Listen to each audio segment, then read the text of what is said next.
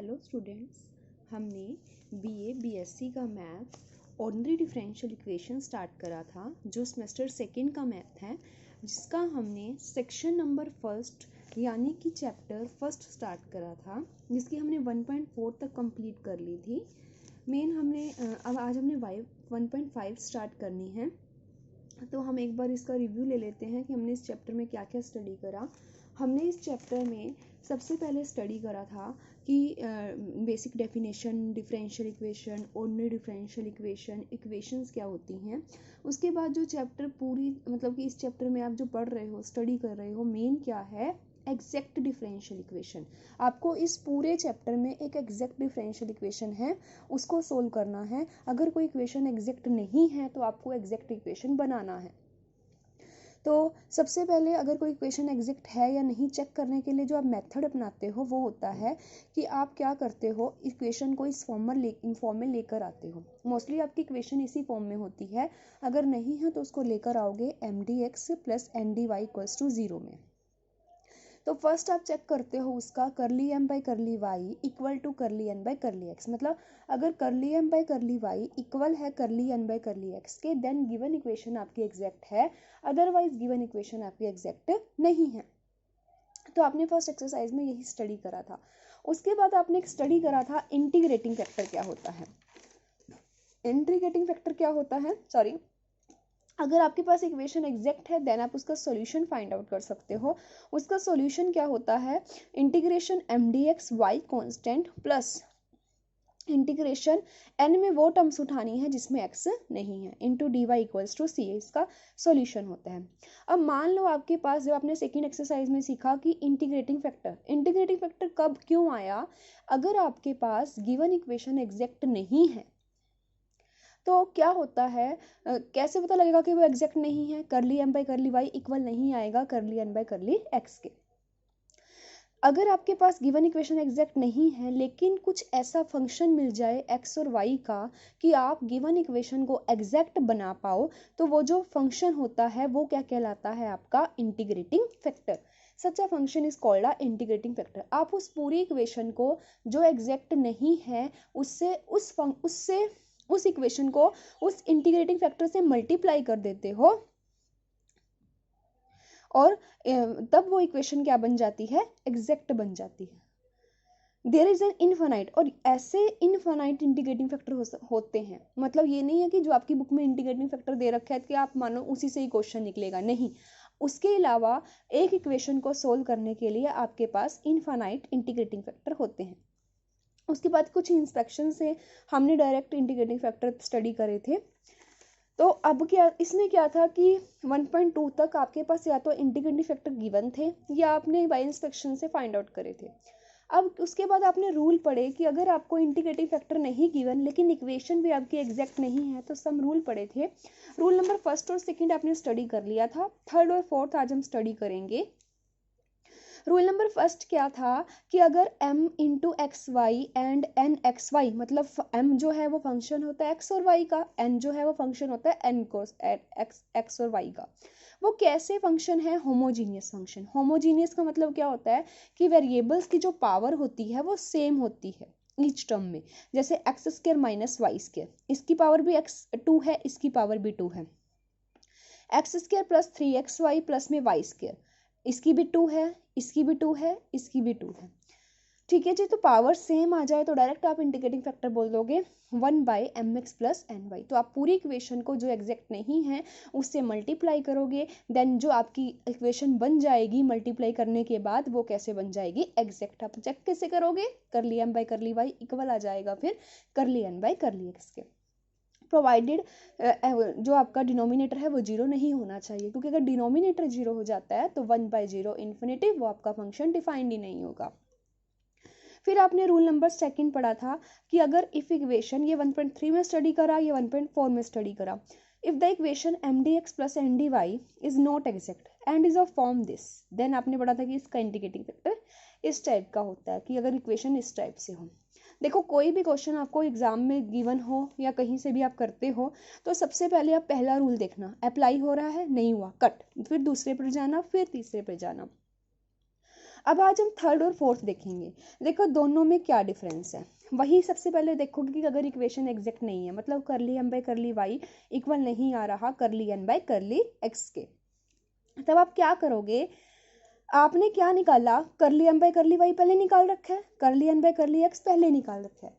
आपने क्या करना है, आपने दो चीजें निकालनी है। देखो मैं दोनों मेथड्स आपको साथ साथ बता रही हूँ। आपने निकालना है एक बार curly M by curly Y, curly N by curly X, curly M by curly Y minus curly N by curly X. अगर पहले एम ले लिया, नीचे ले लोगे एन, ठीक है, और एक बार निकालोगे curly N by curly X minus curly M by curly Y. अगर पहले एन ले लिया, नीचे ले लोगे आप एम। ये दोनों चीजें निकालनी है, ठीक है जी। अब क्या देखना है, अगर ये जो है एम वाला, मतलब पहले आपने वाई लिया तो फंक्शन किसका चेक करोगे, एक्स का। ये थोड़ा लॉजिक है आपको याद करने का कि अगर पहले m है तो नीचे n लिया, y है डिवाइडेड बाय करली y करते हो तो किसका फंक्शन आना चाहिए, x का, और ये किसका फंक्शन आना चाहिए, y का। अगर ऐसा हो रहा है, आपने देखा इक्वेशन एग्जैक्ट नहीं है, लेकिन आपने curly M by curly Y minus curly N by curly X निकाला, ये आपके पास 1.5 में मेथड यूज हो रहा है, ये आपका 1.6 में मेथड यूज हो रहा है। आपने curly M by curly Y निकाला minus curly N by curly X निकाला, डिवाइड बाय एन कर दिया। अगर पहले एम है तो नीचे एन लेना पड़ेगा, वाई है तो फंक्शन किसका आना चाहिए, एक्स का। ये कांस्टेंट भी आ सकता है, 2 आ गया, वो भी तो एक एक्स का फंक्शन है, 2 को एक्स की 0 लिख सकते हो, 2 इंटू एक्स की 0। तो अगर ये आ जाता है एक्स का फंक्शन, तो इसका इंटीग्रेटिंग फैक्टर बन जाएगा इंटीग्रेशन ई की power integration F D x. ये इसका इंटीग्रेटिंग फैक्टर, मतलब इस जो आपके पास वो आया है फंक्शन एक्स का, आप इसको पूरी इक्वेशन से मल्टीप्लाई कर दोगे। अगर ये एफ ऑफ वाई का फंक्शन आ जाता है तो इंटीग्रेटिंग फैक्टर क्या हो जाएगा, ई की power integration F Y D Y. बस आप पूरी इक्वेशन को इससे मल्टीप्लाई कर दोगे, फिर आप इसका सॉल्यूशन पहले की तरह फाइंड आउट कर सकते हो। तो हम इसके क्वेश्चंस करते हैं, एक बार इस रूल को हम देख लेते हैं क्या है, फिर हम इसके क्वेश्चन स्टडी करेंगे। If a function, if the equation mdx plus ndy equal to 0 is not exact and curly m by curly y minus curly n by curly x is a solution of x only, then this is an integrating factor। मतलब आप इस पूरी equation को इस factor से multiply करोगे। If the equation mdx plus ndy is not exact and curly n by curly x minus curly m by curly y by m function है y only, मतलब f of y है, then integrating factor क्या हो जाएगा आपका, E की power F Y D Y is an integrating factor. तो आज हमने ये 2 रूल स्टडी करे हैं, अब इस बेस पर हम क्वेश्चंस करते हैं इसके। तो देखो जो फर्स्ट क्वेश्चन है और second example, first example second example आप खुद ट्राई करोगे, मैं आपको थर्ड करवाऊंगी जहां आपको डाउट होने के चांसेस हैं, जो आपके गलत होने के चांसेस हैं। देखो, solve the differential equation. The given differential equation, सबसे पहले m निकाला और n निकाला, बाकी दोनों क्वेश्चन सेम होंगे, आप उसको ट्राई करना, नहीं होंगे तो आप लेक्चर में पूछ लेना या कमेंट बॉक्स में मैसेज करके पूछ लेना। m निकाला, करली m बाई करली y निकाला। देखो इसका करते हैं, y का करना है, मतलब 2 sin x कॉन्स्टेंट है, 2 sin x को एज इट इज लिख दो, y का डेरिवेटिव 1, ठीक है जी, प्लस y का करना है, मतलब sin x cos x constant है, 3 एज इट इज, y4 का डेरिवेटिव 4y क्यूब, तो कितना बन गया 12y क्यूब, ये एज इट इज।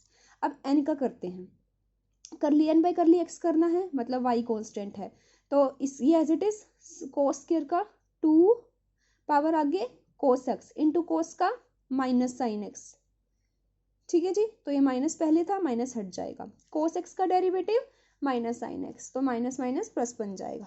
तो ये हो गए, मतलब curly m by curly y not equal to curly n by curly x।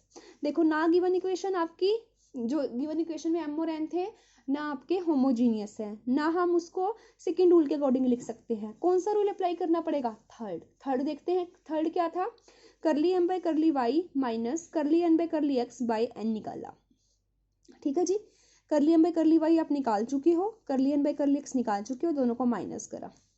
अब यहाँ तक छोड़ नहीं सकते आप, देखो यहाँ पे अभी y का फंक्शन, अब इसमें से क्या कॉमन आ रहा है, इसमें से आपका sin x कॉमन आ रहा है, ऊपर से sin x कॉमन आ रहा है, अंदर क्या बचेगा 1 प्लस में 4y क्यूब cos x, नीचे से आपका कौन कॉमन आ रहा है, माइनस cos x, तो ये आपका ये चीज़ आ गई, कॉमन लेके आपकी ये चीज़ आ गई, ठीक है जी। तो -10x आया, सिर्फ x आया, मतलब फंक्शन किसका आया, x का। तो इसका इंटीग्रेटिंग फैक्टर क्या हो जाएगा, एक्सपोनेंशियल फंक्शन की पावर इंटीग्रेशन fx dx, ये रहा। तो ये देखो हम इसको सोल्व कर सकते हैं, e की पावर माइनस इंटीग्रेशन 10x का इंटीग्रेशन क्या होता है, माइनस लॉग कोस एक्स, तो माइनस माइनस कैंसिल हो जाएगा, तो ई एक्सपोनेंशियल फंक्शन और लॉग आपस में क्या हो जाते हैं, कट जाते हैं, तो क्या बचा, सिर्फ कोस एक्स। तो इसका इंटीग्रेटिंग फैक्टर आ गया। तो अब क्या करते हैं, हम इस इंटीग्रेटिंग फैक्टर को पूरी इक्वेशन से मल्टीप्लाई करेंगे।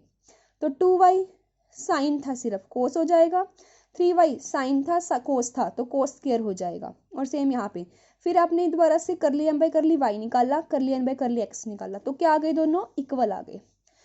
तो y के विद रिस्पेक्ट टू करना है तो साइन और कोस एज इट इज रहेंगे, y का डेरिवेटिव 1, 3y4 का करना है 4y3, बाकी तो कुछ नहीं चेंज आएगा। सेम आप इसका ऐसे कर सकते हो। तो इक्वल आ गए, तो क्या होगी, एग्जैक्ट बन गई। अब हमें इसका सॉल्यूशन निकालना है, इंटीग्रेशन mdx, ये m सारा आपका ये वाला रख दिया, mdx प्लस में term in and not containing x, ऐसी कोई टर्म ही नहीं है, तो ये 0। अब इसका देखो क्या करना है, कोस जेड को मान लो, कोस एक्स को मान लो जेड, इसका डेरिवेटिव करो minus sine x D x D Z. तो जहां जहां इसको अलग अलग कर लो, y कांस्टेंट है तो 2y को तो बाहर ही ले लो, integration sine X cos X D X plus में 3y² integration sine X cos square X D X. तो साइन एक्स अगर मैंने साइन एक्स और डी एक्स की जगह ले लिया माइनस, तो ये बन जाएगा 2y minus Z D Z, plus का माइनस का ही बनेगा, वो भी माइनस 3y², और इसकी जगह क्या बन जाएगा, z²। ठीक है, तो इसका डेरिवेटिव कर सकते हो आप डायरेक्टली, ये डी जेड बन जाए, सॉरी इंटीग्रेशन कर दोगे 2y माइनस जेड का इंटीग्रेशन z² बाय 2 हो जाएगा, माइनस 3y² z² का इंटीग्रेशन z³ बाय में 3 हो जाएगा। तो देखो बस z की वैल्यू पुट कर देना, z की वैल्यू क्या पुट करी थी, कोस, तो यहाँ पर क्या है, कोस स्क्वायर z² है तो कोस स्क्वायर एक्स, देखो बाकी सेम है, यहाँ पर कोस क्यूब एक्स। तो आप इसको सोल्व करोगे, यहाँ से आपका आंसर आ जाएगा। ठीक है जी, तो बाकी दोनों एग्जाम्पल्स आप इसके ट्राई कर लेना, ना हुए तो आप लेक्चर में या कमेंट बॉक्स में मैसेज करके पूछ लेना। तो अब हम एक एग्जाम्पल 1.6 जो हमने पढ़ी है उसका भी ट्राई कर लेते हैं। तो देखो वही सबसे पहले चेक कर सकते हो कि वो एग्जैक्ट नहीं आएगी। तो और ये फर्स्ट फंक्शन होमोजीनियस भी नहीं है, क्योंकि इसकी डिग्री 2 है, इसकी 4 है, और ऐसा भी नहीं है इसमें से y और x कॉमन आ जाए, थर्ड या फोर्थ अप्लाई करना पड़ेगा। ठीक है जी, तो आप थर्ड अप्लाई करके देख लेना, अगर थर्ड सिर्फ फंक्शन ऑफ एक्स आ जाता है तो आप उससे कर सकते हो, लेकिन इन्होंने डायरेक्टली क्या कर दिया, इन्होंने फोर्थ वाला लगा रखा है, curly N by curly X minus curly M by curly Y निकाल रखा है, तो बाय में m कितना आएगा, सोल्व करा इन्होंने, -2/y आ गया, -2/y मतलब कि फंक्शन ऑफ y आया सिर्फ। तो इंटीग्रेटिंग फैक्टर क्या हो जाएगा, exponential function integration fy dy, fy -2y, -2 बाहर ले लोगे तो log 1/y का इंटीग्रेशन log y, एक्सपोनेंशियल और log आपस में क्या होता है, कट जाते हैं, तो पहले -2, log की क्या प्रॉपर्टी होती है कि जो आगे होता है वो पावर में चला जाता है, तो y की -2, तो e और log कैंसिल, तो क्या बचा सिर्फ y की -2 मतलब 1/y²। तो ये इसका इंटीग्रेटिंग फैक्टर आ गया।